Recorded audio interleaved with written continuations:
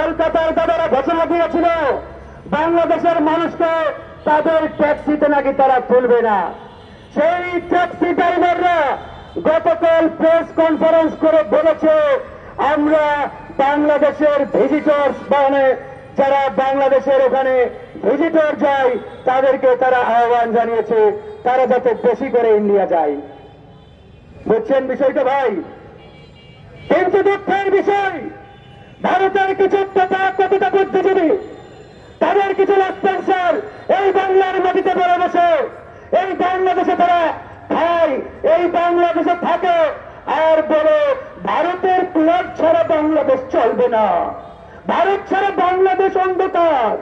এরকম মুনাফিক যারা, এরকম ভারতের দালাল যারা, এদের পিঠের চামড়া তুলে নিতে হবে।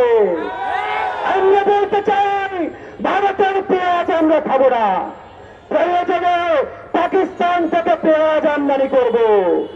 ভারতের কাপড় পরবো না, ভারতের শাড়ি পরবো না, ভারতের চিনি খাবো না। প্রয়োজনে চীন থেকে, পাকিস্তান থেকে, ইন্দোনেশিয়া থেকে, চাইনা থেকে আমরা পেঁয়াজ চিনি আমদানি করব। আমরা ভারতের উপরে কোনোভাবে ডিপেন্ডেন্ট নই। ভারতের উপরে বাংলার মানুষ, এদেশের মানুষ কোনোভাবে নির্ভরশীল নয়। কিন্তু দুঃখের বিষয় পরিকল্পিতভাবে ওই গোল আলু আর ওই গোল আলু মিডিয়ার সমর্থক যারা, বুদ্ধিজীবী যারা, তারা পরিকল্পিতভাবে এরকম একটা হেজেমনি বাংলায় প্রতিষ্ঠা করেছে, এদেশে বাস্তবায়ন করেছে। তারা বারবার বলার চেষ্টা করে ইন্ডিয়া ছাড়া বাংলাদেশ চলবে না। যারা এই কথা বলবে তাদের মুখে জুতা ছুঁড়ে মারবেন আগামীতে। আমরা আর ইন্ডিয়ার কথা বলতে চাই না, আমরা আর ইন্ডিয়ার দিকে তাকাতে চাই না। ওই শুভেন্দুবাবু বলেছিল আমরা আমাদের সীমান্ত বন্ধ করে দেব। আরে বেটা, তুমি তো সীমান্ত অনেক আগেই বন্ধ করেছ, তার কথা দিয়েছ। আমরা এখন বলি তুমি সেমেন্টের প্রাচীর দিয়ে দাও। আমরা ইন্ডিয়ার দিকে তাকাতে চাই না। ইন্ডিয়ার দিকে তাকালে গোমূত্রের গন্ধ পাই, গোবরের গন্ধ পাই। আমরা আর এই গোবরের গন্ধ শুনতে চাই না।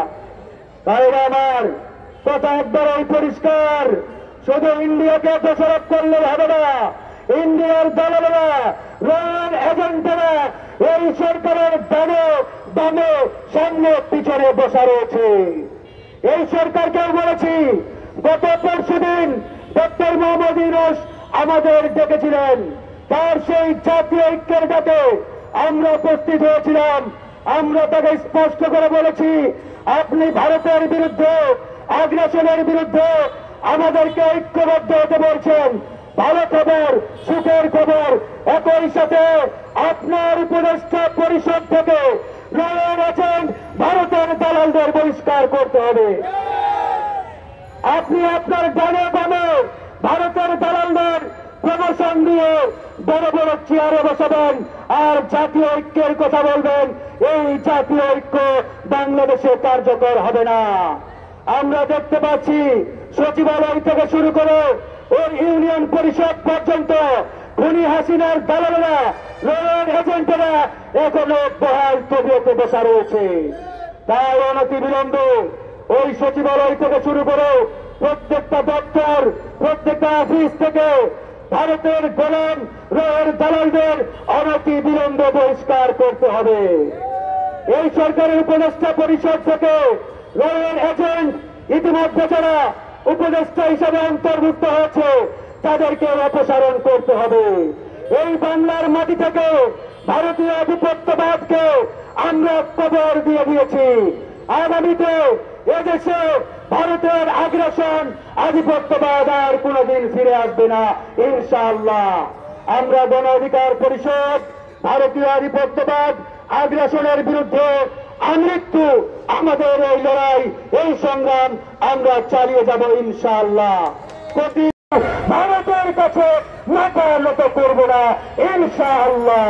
এই লড়াই, এই মাতৃভূমিকে লড়াই, এই লড়াই এই বাংলার মানুষকে, এদেশের স্বাধীনতা সার্বভৌমত্বকে রক্ষার লড়াই। এই লড়াই চলছে, এই লড়াই চলবে।